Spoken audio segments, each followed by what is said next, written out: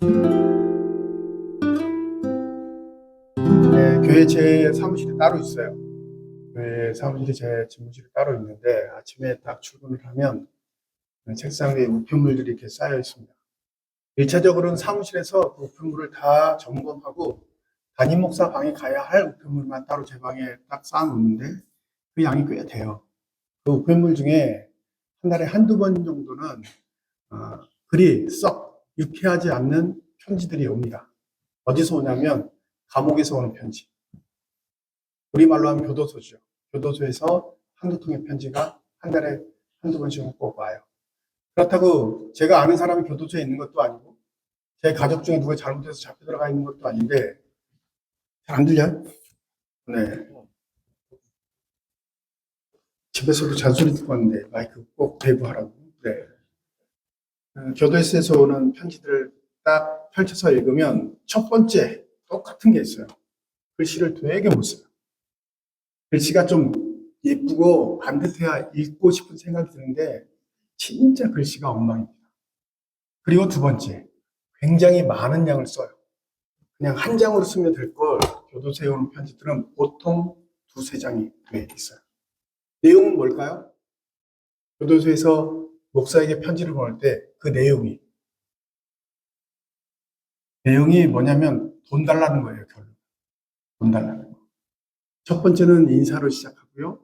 두 번째는 내가 왜 감옥에 와게 됐는지, 그리고 와 있어서 내가 정말로 많이 후회하고 있는데 몸도 너무 안 좋고 가족들도 소식도 끊고 아는 사람도 다 없어져 내가 이 감옥에서 교도에서 살 수 있는 방법이 없으니까 목사님 나 좀 도와주세요.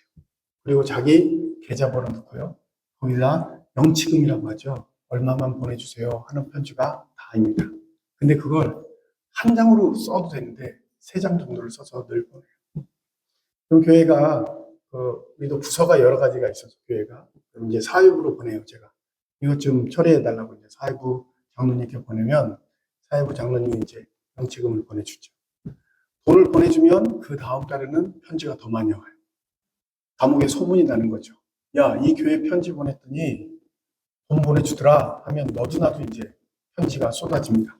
그럼 그 편지 딱 한 통만 읽어보고 똑같은 내용이니까 나머지는 다 또 사회부로 넘겨요. 그런데 만약 그 감옥에서 온 편지가 목사님한테 당신 그렇게 살지 마.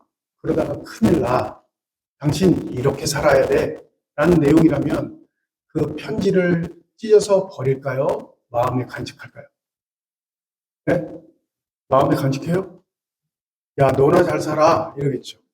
너나 똑바로 살아. 감옥에서 온 편지가 도움을 요청하거나 내 어려운 형편을 좀 봐줘서 나에게 도움을 달라 하는 거면 측은지심으로 읽기는 하겠는데 감옥에 있는 사람이 멀쩡한 사람한테 편지 보내가지고 너 그렇게 살다가 나처럼 된다. 너 똑바로 살아. 사람이 그러면 안 돼. 라는 조목조목 적힌 사안들을 편지로 보낸다면 그거 아주 정성스럽게 읽고 마음에 품고 다닐 사람은 없을 겁니다. 대부분 다 찢어버리던가 불태워버리겠죠. 그런데 희한한 종교가 하나 있어요. 이 세상에. 감옥에서 보내온 편지를 가지고 그 편지의 내용대로 살아가는 게 잘 사는 것이라 가르치는 종교가 있다고요. 그 종교가 어디냐면 바로 우리가 믿는 기독교입니다. 우리가 구주 예수를 고백하는 기독교인으로서 우리가 가장 바르다고 여기는 성경 말씀 중에 일부는 감옥에서 온 편지예요. 즉, 교도소에 갇혀있는 죄수가 우리들에게 편지를 보낸 겁니다.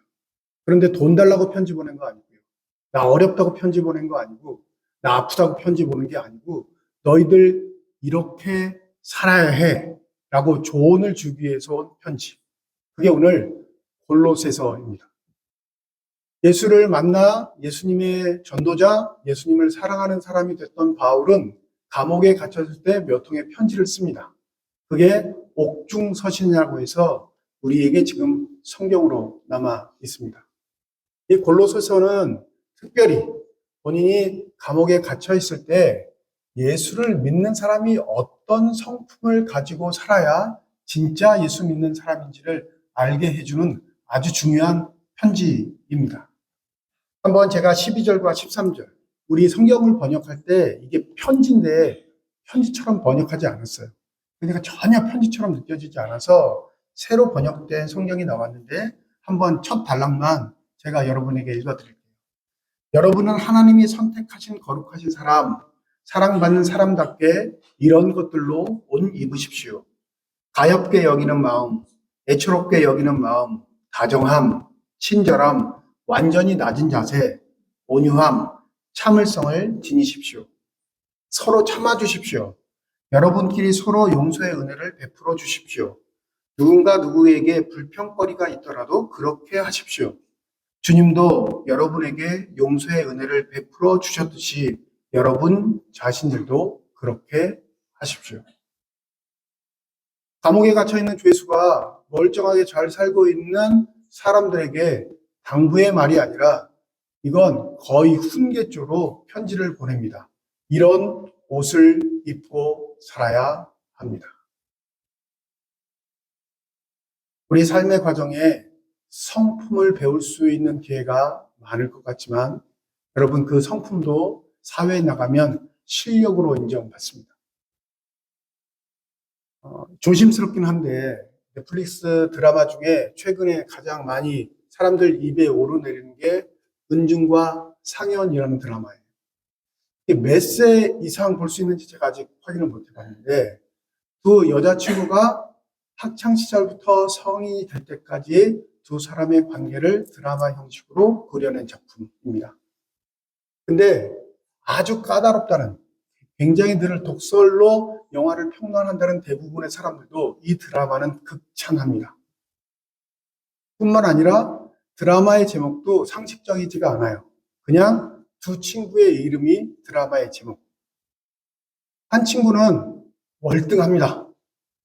늘 언제나 시험 보면 전교 1등인데 그 전교 1등도 만점이에요, 항상. 그런데 그 사람 주위에는 친구가 없고. 또 한 친구는 성적이 그리 나쁜 건 아니지만 이 전교 1등 하는 친구보다는 성적이 못한데 그 친구 주위에는 사람이 많습니다. 그런데 이 두 친구가 서로 가지지 못하는 걸 부러워해요. 부러워할 정도가 아니라 서로 열등의식을 가져요. 쟤를 볼 때마다 나는 열등함을 느껴. 서로 그런 마음이 있어요. 그 두 친구가 성인이 되면서 일어나는 수많은 에피소드가 그 드라마에 포함되어 있습니다. 근데 무서운 건 내가 가지지 못한 걸 상대방이 가졌을 때 그것을 내가 죽을 때까지 가질 수 없다 생각하는 그 순간 무슨 마음을 먹냐면 내가 가지지 못한 걸 가진 사람을 파괴하겠다 다짐합니다. 파괴하려면 세상의 법칙이 딱 한 가지가 있어요. 상대방보다 많은 힘을 휘두를 수 있으면 됩니다. 그럼 파괴가 가능해요. 권력을 갖든 돈을 갖든 지식을 갖든 사람을 갖든 정치적인 권력을 갖든. 즉 내가 저 사람에게 있는 것을 절대 뺏을 수 없으면 또 저 사람만 가지고 있는 그 특질을 내가 취할 수 없으면 사람이 갖는 본성은 뭐냐면 그 사람을 파괴하는 데 힘을 몰입합니다. 이게 특별히 나빠서 그런 건 아니고요. 사람 종자가 그렇게 태어나요. 여러분 시기에 가장 중요한 것, 여기 중학생부터 고등학생까지 딱 봐도 이쪽이 저학년이고 이쪽이 고학년이다 싶을 정도로 얼굴 표정부터 달라요. 그죠? 여기는 아직까지는 해맑고 뭐가 뭔지 모르니까 그럴 수밖에 없지. 그리고 이 점점점 한 줄 올라가면서 얼굴에 근심도, 구름도. 여기는 햇빛인데 여기는 거의 암흑 수준. 네. 왜 이렇게 됐을까요? 나도 모르게 내가 그렇게 생각하고 사는 것 아닌데 삶에 다가오는 힘들들, 어려움들, 해결할 수 없는 갈등들이 있음을 많이 느낍니다. 그럼 여러분 그거 졸업하면 여기처럼 다시 얼굴 밝아질까요? 여기서는 상상할 수 없고 느껴보지 못했던 또 다른 열패감, 열등감, 상실감이 나를 짓누릅니다. 이기기 위해 최선을 다하는 것도 중요하지만 내게 다가오는 그 감정들에 내가 소용돌이에 빠져 내 스스로를 망가뜨리지 않는 삶도 굉장히 중요한데 그걸 가르쳐 주는 곳은 없습니다. 그래서 교육은 힘들 거고요. 그래서 삶의 시간들은 괴로움의 연속인 겁니다. 이 감옥에서 온 편지, 이 꼰대 같은 사람이 보낸 늘 언제나 그런 소리 같은 이 이야기가 우리의 심령에 살아 움직일 때 내 마음속에 채워야 할 것이 무엇인지 하나님이 은혜 가운데 깨닫게 해 주십니다. 여러분, 지금은 이 얘기가 여러분 귀에 잘 안 들려도 뿐만 아니라 불필요한 말이라 생각할지라도 기억하세요. 실력보다 우리에게 하나님이 더 바라시는 건 성품입니다. 하나님을 닮는 마음. 그런데 이 성품은 나 혼자 할 수 있는 일이 아니에요. 내 상대가 있을 때 성품은 성숙해지고 성장하고 발전합니다. 교회 목회를 하고 있는데 수백 명이 모여요, 교회. 그러면 목사는 그 사람들을 다 사랑해야 할까요? 일부는 미워해도 될까요? 네? 목사는 자기가 싫은도 사랑하는 사람처럼 품어야 할까요? 좀 미운 티를 내도 될까요? 우리가 알고 있는 기본은 대부분 사랑해야 한다고 하는데 실제적으로 그게 현실에서 되지 않습니다. 그래서 저는 종종 싫은 티를 내요. 그런데 싫은 관계로 멈추면, 미워하는 관계로 딱 멈추면 제 성품은 거기에서 끝입니다. 그런데 이 미운 사람, 싫은 사람과의 관계를 통해 나를 통해 좀 더 발전하게 하시는 하나님의 은혜, 하나님께서 나에게 베푸신 기회를 깨달으면 그 미움의 시기들은 조금씩 바뀌어갑니다. 그래서 이렇게 함께 모여 공동체 생활을 하는 학교 생활을 할 때 기억하세요. 여기서는 여러분의 변하지 않는 그 성품을 변화시키고 단련시키고 성장시키고 성숙시키는 유일한 계기가 될 수 있다는 사실. 오늘 본문에서는 그 성품의 완전을 이룬 사람을 뭐라고 하냐면 감사하는 사람이라고 합니다.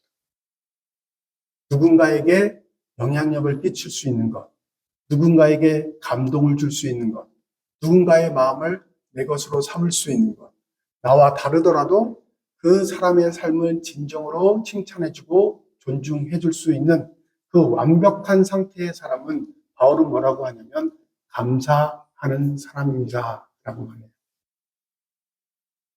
내 주위에 내가 원하고 뜻하는 사람들이 끝날까지, 내가 죽기 전까지 남아있는 것 거의 불가능한데 사람들은 그게 가능할 것처럼 착각하고 삽니다.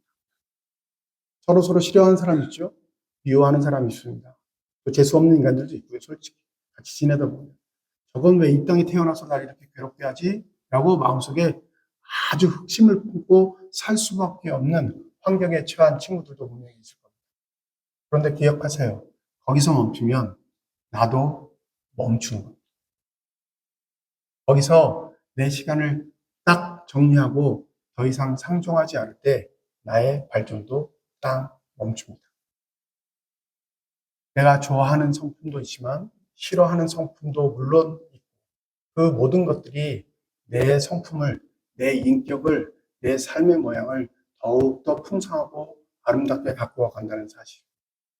감옥에 있는 바울이 우리에게 그걸 알려주는 편지가 골로새서입니다. 서울에서 목회할 때 삼성전자 임원진에 있는 전무 상무들, 또 해운회사에 있는 사장들 이런 분들하고 일할 기회가 있었어요. 강남에 있을 때 그런 기회들은 참 많아서 감사했는데 그분들이 한결같이 얘기하는 게 있습니다. 한결같이. 회사에 취업을 시켜놓고 신입사원들을 연수하거나 신입사원들과 함께 시간을 보내다 보면 목사님, 성적 좋은 건 별로 중요하지 않더라고요. 공부는 혼자 열심히 해서 잘하는 친구들이 있는데 관계의 문제 때문에 회사에서 일을 맡기지 못하는 친구들이 많다는 겁니다. 자기 혼자는 일을 잘하는데 힘을 짜서 무엇인가 프로젝트를 맡겨주면 일이 안 된다는 거예요. 그래서 늘 언제나 고심하는 게 성품과 인격이 된 사람들, 그 사람들이 회사에 들어왔을 때는 정말 정말 감사하게 된다라는 걸 들었습니다. 우리의 성품이, 인격이 누구에게 감사하다라는 말을 들을 수만 있다면 그 사람은 하나님의 사람으로 아름답게 성장하고 그 삶을 통해 반드시 좋은 역할을 할 줄 믿습니다. 이곳에서 보내시는 1학년은 하여튼 이쪽으로 가면서 더 짧아지겠죠. 그 시간 동안 내가 입학했을 때 내 인격과 성품과 졸업할 때 내 인격과 성품이 어떻게 바뀌는지에 여러분 귀 기울여 잘 들어보시고 내 마음의 소리 그리고 내 스스로를 한번 평가해 보세요. 그럼 반드시 그 성품, 인격 때문에 누군가에게 고맙다라는 말을 듣게 될 거고 내 스스로도 하나님 앞에 감사하다 고백할 수 있는 복된 삶이 될 줄 믿습니다. 부디 여러분의 앞길 가운데 하나님의 놀라우신 평강과 축복에 함께 하셔서 하나님의 성품을 담는 귀한 삶이 되시길 주님의 이름으로 축원드립니다.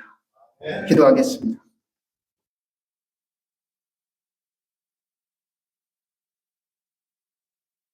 그리스도의 평화가 여러분 마음속에 결정권자가 되게 하기 바랍니다. 이 평화를 누리도록 여러분이 부름받아 한 몸 안에 있게 된 것입니다. 여러분은 감사하는 사람이 되십시오. 이곳에 모인 주님의 사람들, 주님의 선택을 받고 학업의 과정 속에 서로 공동체 생활 속에 성품과 인격을 배워가는 주님의 귀한 자녀들 잊지 말고 기억해 주시기를 소원합니다. 저들 삶 속에 있는 갈등들과 괴로움, 친구의 관계 속에 오는 아픔과 또 깨달음 속에 저들의 깨져야 할 것들은 깨지게 하시고 또 그 깨짐을 통해 더욱더 성장하고 성숙할 수 있는 놀라운 축복의 시간들이 되게 하여 주시옵소서. 세상은 우리를 등수로 따지고 가진 것으로 지닌 것으로 우리의 삶을 평가하나 주님은 우리에게 허락하신 그 성품과 인격을 통해 무슨 일을 할 수 있는지에 관심이 있는 줄 믿습니다.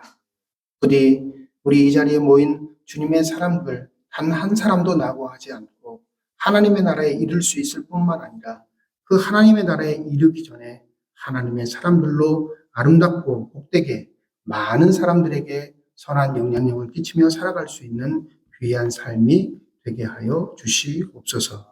감사드리며 우리 주 예수 그리스도의 이름으로 기도드립니다. 아멘.